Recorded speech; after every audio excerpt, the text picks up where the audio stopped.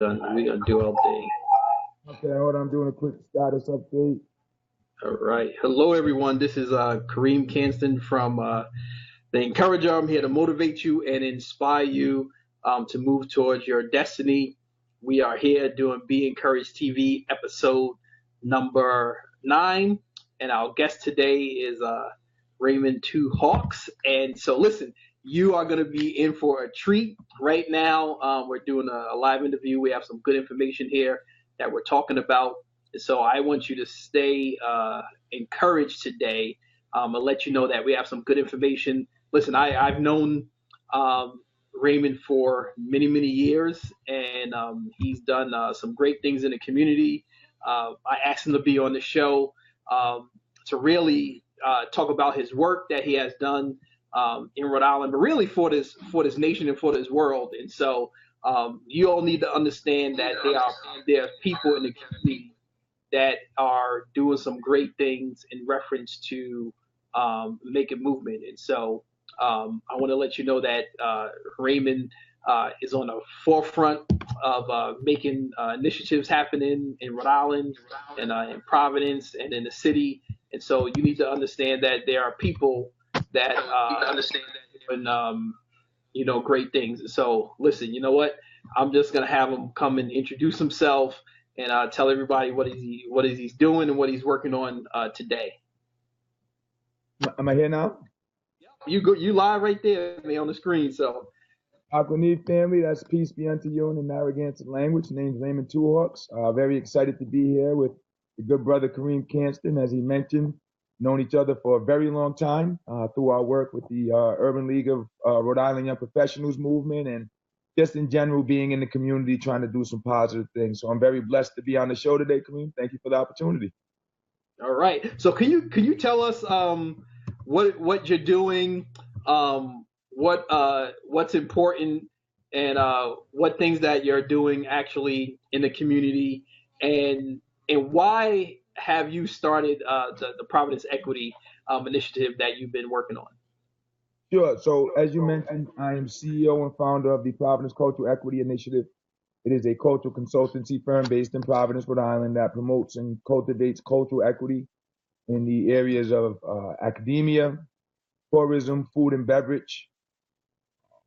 One more I'm missing, but we do it through advocacy, awareness, consultation, and basically, just letting people know about all of the positive things that are going on in Rhode Island from a cultural perspective. I got the Innovation Fellowship from the Rhode Island Foundation in 2016 because of the ongoing work I had been doing, kind of melding social justice initiatives with the cultural development initiatives I do, particularly around my heritage as a Nihontic Narragansett person. So the Rhode Island Foundation saw some value in that and the proposal that I submitted. And really what it's really all about is just sharing all of the fantastic cultural resources that we have here in the state. I think it's one of our most underutilized natural resources, and I like to call it a natural resource because you can just go pretty much throughout this state, but in particular throughout the city of Providence, and run into someone from pretty much anywhere in the world, and that's something really special. So I think that the state should really be embracing that a little bit more. Creator blessed me enough to have a fellowship to do it, so I'm all in on it, Brother Karriem. All right, thank you. Well, Raymond, one of the things that we talk about here on Be Encouraged about encouraging people and trying to motivate people in their community, in their state, in their country, in their nation, on the forefront of helping out your community of Native folks. Talk about the current initiative, what you're doing now, and also what help are you looking for from the community? Sure. So right now we've got a number of things going on. I just got back from Mexico about a week and a half ago, out there making some fantastic connections in terms of indigenous support and initiatives that are out there that we could kind of model here in the States. People may not know, but Mexico, in terms of indigenous support, is kind of light years ahead of the United States. We were able to go out there and meet with some high-level sort of governmental individuals who respected the work that we were doing and actually offered to kind of mentor us along the way. We also were able to connect with a gentleman named Omar Mendoza. What's very interesting is the state of Illinois has had enough foresight to actually put an economic opportunity office in Mexico City So they're not asking people to come to Illinois. They're right smack dab in the middle of it and can do all of their business relationships there. So we were able to meet with him as well and share some of our hopes and goals for the Providence Cultural Equity Initiative. And he was very supportive and willing to mentor as well. So now we're looking to make some connections here. We're really looking to kind of lead the development of the cultural sector here in the state.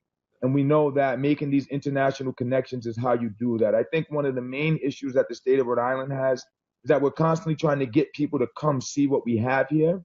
And let's just be very honest about who we are. We're the smallest state in the union. People don't really know about us. How many times have you heard, oh, New York? And you're like, no. Rhode Island, oh, Rhode Island, no. So PCEI figures that what we can do is really bring some of that Rhode Island flavor to people.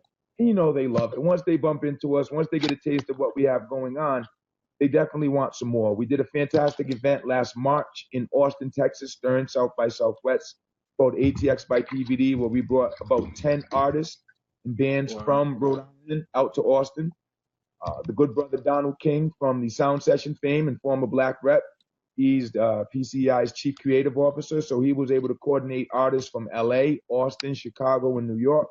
And we just melded all of these artists together.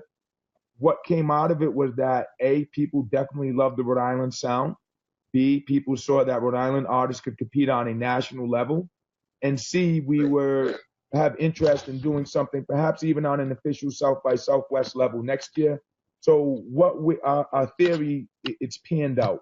And like I said, we just got back from Mexico. Once I was sharing about my heritage and who my people are, they were immediately able to connect in terms of the respect level, understanding, the true legacy that the Nahentic Narragansett people have, just in terms of being some of the first contact people in these lands, and just persevering and keeping going. And what we're doing now is really just sharing that culture and highlighting it, but not just for the indigenous folks, because, you've got a tremendous Southeast Asian community.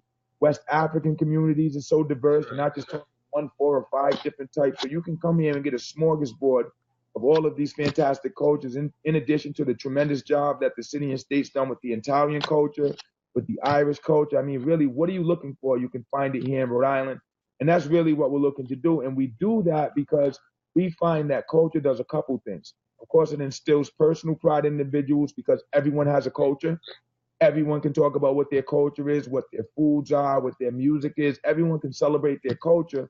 And then it also helps us to get past sort of racism issues, because if everyone has a culture, then we get past this skin tone thing that we seem to be so caught up on.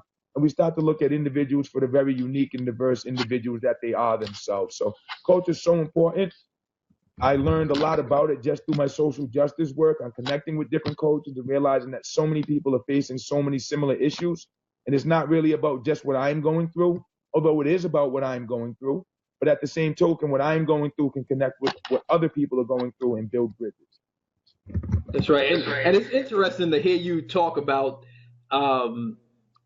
being very, multicultural, very open. You're talking about and how to help out people and bring more people into the fold. And I think that's very interesting because people, listen to certain stuff in the news and they don't really know what you're trying to do. They get sound bites in reference to, what you're doing and what the impact that you have been doing also. And so, I want to thank you, Raymond. Listen, I know you for a long time. He's doing some great stuff here in Rhode Island, but also, he's impacting just not Rhode Island, but the nation and the world. And so you all need to link up with him. You need to share this post right now. Let other people know. Thank you, Anthony Robinson, for liking this video. Share this post with other people because, listen, he's giving out some information. We started this episode early so he could jump onto Fox News Live. So you want to watch that a little bit after 8:30 or 8 o'clock. So, listen, he's doing some great things. But can you tell us what's happening with Brown? What's happening with the land in Bristol? Because we also want to make sure that we give you a sound bite for that quickly and let people know what you're doing down there. Sure. So the situation with that, it really once again ties into culture and the history of this state. And a lot of the history of the state of Rhode Island, how it came into play, is very seldom talked about. They kind of just brush it under the rug, particularly when it comes to its indigenous populations.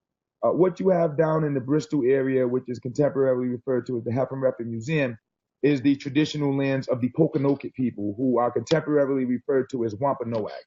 And the reason they're referred to as Wampanoag is because after the King Philip's War, which is the bloodiest war per capita in U.S. history since colonization started, the colonists outlawed being Pokanoket. So if you were a young man, age 14 or older, and said that you were a Pokanoket, you could be shot dead on sight. So what they began to call themselves was Seaconks, the Tuckets, and then overall they became known as the Wampanoags. Now, after the King Philip's War, they beheaded King Philip, and his traditional name is Po-Metacom. King Philip was the name that the English colonists gave him, but his name was Po-Metacom. After the King Philip's War, in Patumtuck, which is the traditional seat of the Massasoit, and Massasoit is a Algonquin term that means great leader. The Massasoit was the leader of the Pokanoket Nation. The Massasoit, Osamequin, was the one who greeted the Pilgrims, who signed the first peace treaty with the English, who had the first Thanksgiving with the Pilgrims. All of that took place in what's now called Bristol, Rhode Island, in this space called the Heffenrepper Museum. So after they defeated King Philip, they beheaded him, they quartered his body. Parts of it they left to be desecrated by the animals that are out there. The other parts they sent off into different parts of the colonies as a warning to our people to never try something like that again. And then you had all of this land that was there. So in addition to, killing King Philip, they sold some of his family off into slavery. They threw the rest of them onto reservations, and they were all set with the Pokanokets. They don't exist anymore. They're Wampanoags. They're whatever they're calling. They then said all of this land and said, hey, we need to do something with this land. It's too valuable to just sit here. So what Plymouth Bay Colony did was they sent a gentleman down by the name of James Ingram, I believe. He met with some proprietors. One by the name of William Bradley, I believe, was a representative. And you can look this up in the Mount Hope Chronicles. They engaged in what they call the transfer ceremony by twig and by turf. Now, in any sort of land transfer, there needs to be a contract. There needs to be some paperwork. That's right. And in particular, what's very interesting, I actually learned this today, for the state of Rhode Island, in the original charter from the King of England, it specifically said that all lands from Indian had to be purchased. And I believe Rhode Island had that in the charter. The charter eventually became the Constitution. Can you say that again? All land in Rhode Island had to be what? All Indian lands had to be purchased. The king said that. Wow. Remember, he gave these colonists permission to be here. That's why they came over from the King of England. He said you could be here. And this is all tremendous Rhode Island history that they don't really talk about. So what happened was they did the transfer ceremony by twig and by turf. And what the gentleman literally did was snap a twig off of a branch, pick up a cloud of dirt from the earth, and then give it over to the proprietors. And that's how they transferred the lands from the Indians to these proprietors. Completely unlawful.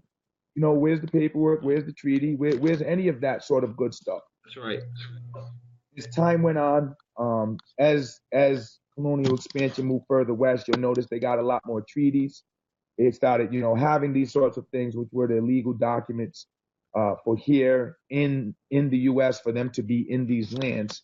So they'll talk about the treaties as they go west, but they didn't really have any around here. So if you know anything about the heritage, particularly of my people, the Narragansett people, in 1881, they just detribalized us. They said, you guys aren't Indians anymore.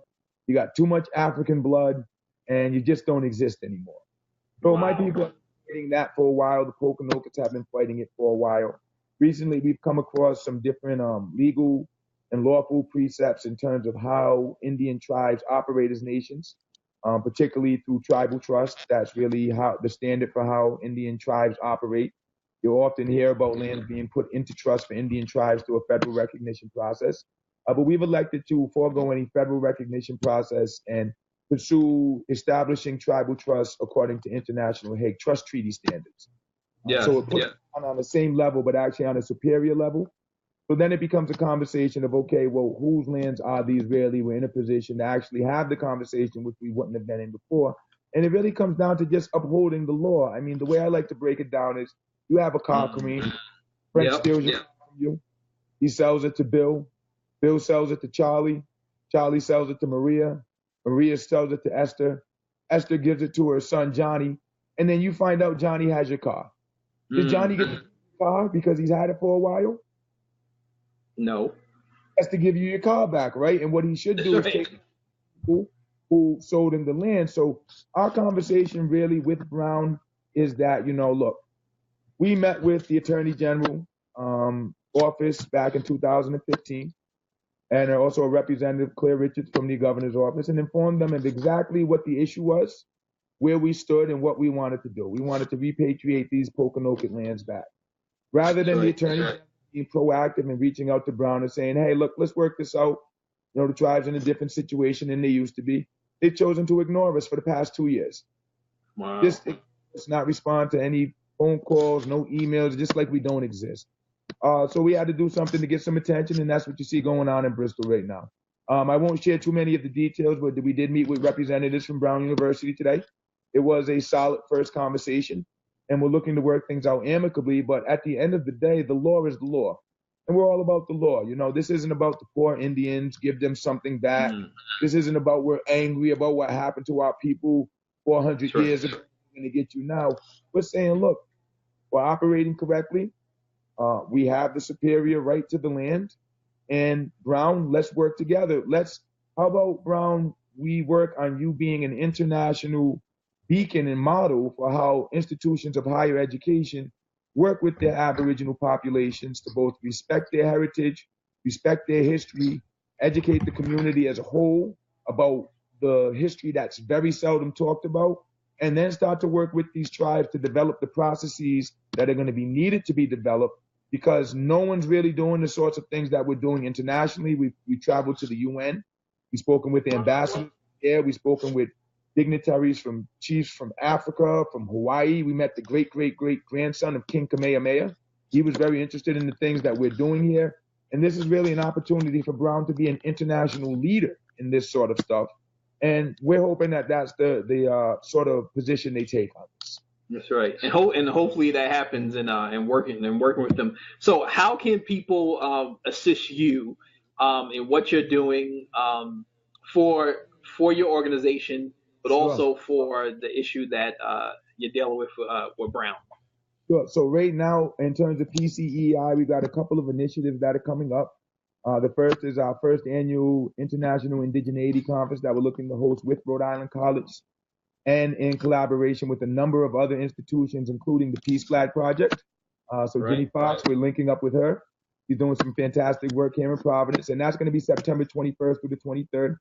If you go to the Peace Flag Project on Facebook, or if you can go to their website, you'll see about all of the fantastic things they have going on. But we're really doing it to honor the UN's annual Day of Peace, which is September 21st. We'll be doing some cultural equity trainings on those 2 days. We'll be doing some nonviolence trainings. We're linking up with the U.S. Census to do a census data workshop.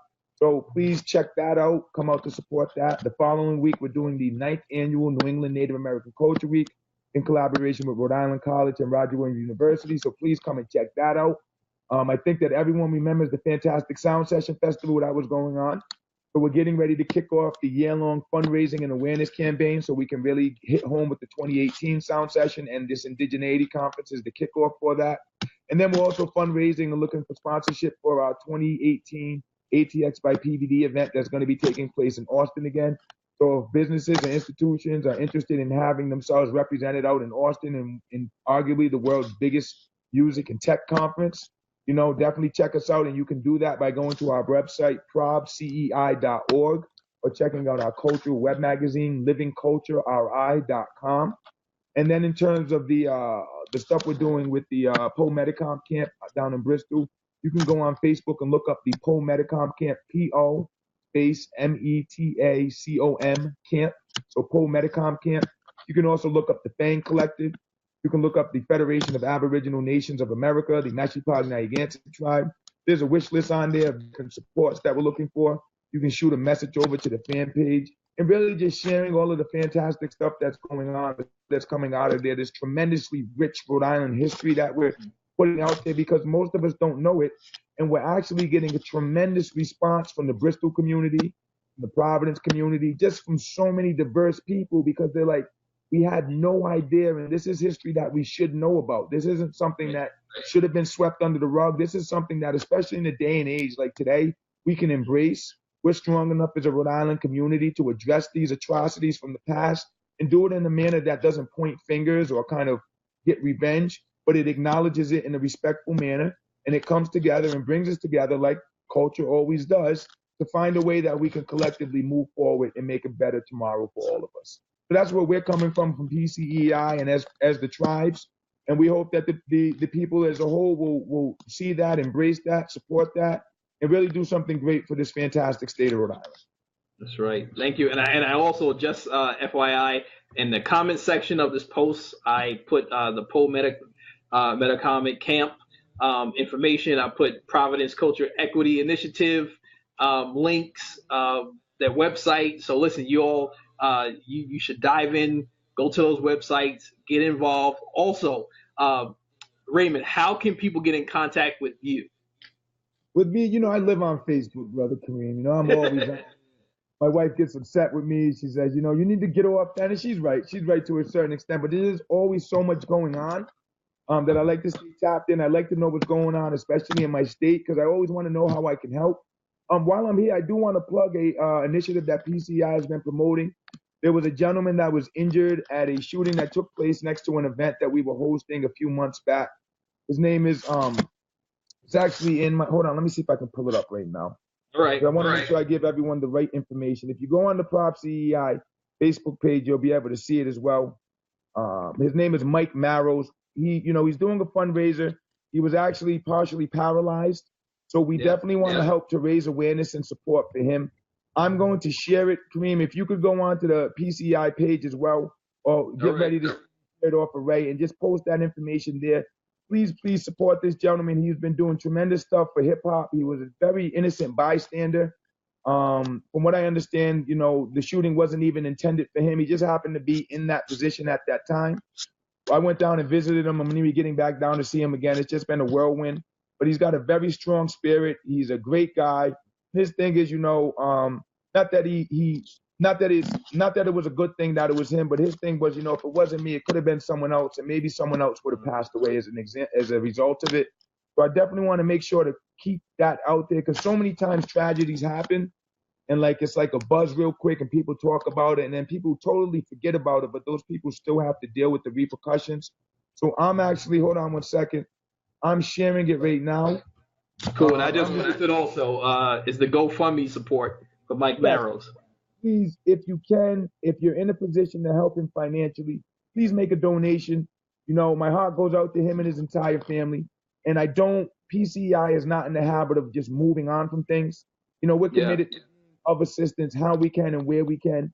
And we definitely are promoting helping this gentleman because of the fantastic work he was doing for the hip hop community in Rhode Island, for the fact that he's extended family to me. I grew up with the Terrell Osborne Jr. and his father, Terrell Osborne Sr., and there's a connection there through the Liggins and all that. So I definitely want to make sure that people remember Mike Marrows, remember the situation that he's in, remember the needs that he has. On the Facebook page, we put some information so that you can contact his fiance. Please reach out to her. And if you're in a position to assist, please do assist. We have to be a good Rhode Island community. We have to always remember those who need help. And like you said, we have to be encouraging. And that's why I'm excited to be on the show today. And I want to make sure to encourage Mike, to keep working hard, keep doing the things that you're doing. We didn't forget about you. We're not going to forget about you. And we want to keep raising support for him. So please do that if you're in a position to do that. And we appreciate you, Mike. We honor you, Mike. And we know we're praying for you every day, brother, that you can get stronger every day and that your family's taken care of.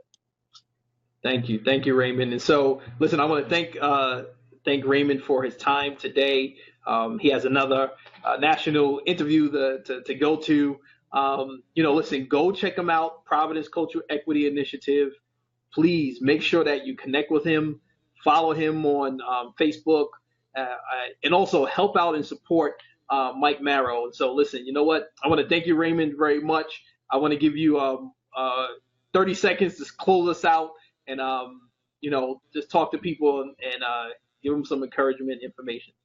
Sure. So I think the most important thing to take away from this is that culture is so important because everyone has one.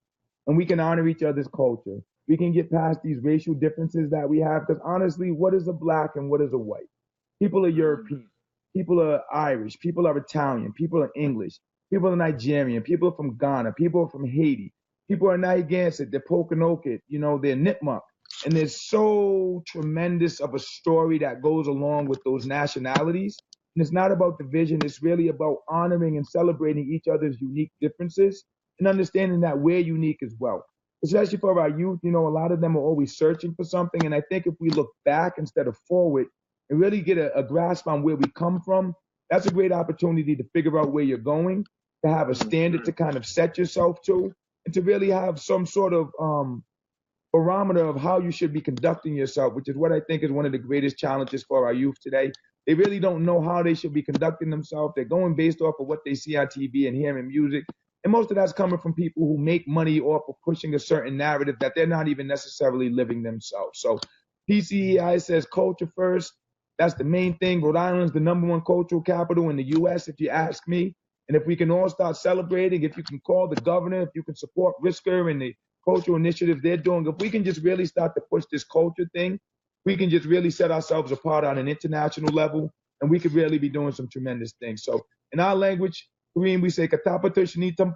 That's thank you, friend. I just want to thank you as always for the great work that you do. Round of applause for Mr. Kanston and all of the fantastic work. Thank you. Definitely looking forward to bumping into you. Please tell Deb I said hello as well. Haven't seen her in a while. I will. Great night as well. All right. Thank you, Raymond. Thank you, everybody, for watching. And we want to thank you for be a part of our posters and share this post with other people. We'll have episode number 10 next Tuesday because Monday is a holiday. And so, listen, be encouraged, be blessed. Don't be stressed today. And you got one more thing to say. Yeah, I want to give all the praise to the Creator above. I want to thank Him for my salvation. I just want to thank Him because all of this is blessings. I mean, you know, we all try to do what we can do, but it's really Him that opens doors and presents opportunities. So I'd be very remiss if I didn't give Him all of the praise and glory. Thank Him for salvation. Thank Him for my Lord and Savior, Jesus Christ. It's all of that great stuff that doesn't get highlighted enough. Very important, and I want to make sure to get that in as the last word because it's really all due to Him. All right. Thank you, Raymond. Thank you, everybody, for watching. Listen, share this post, listen to it again, and make sure that you connect with him. Very good. Thank you all very much.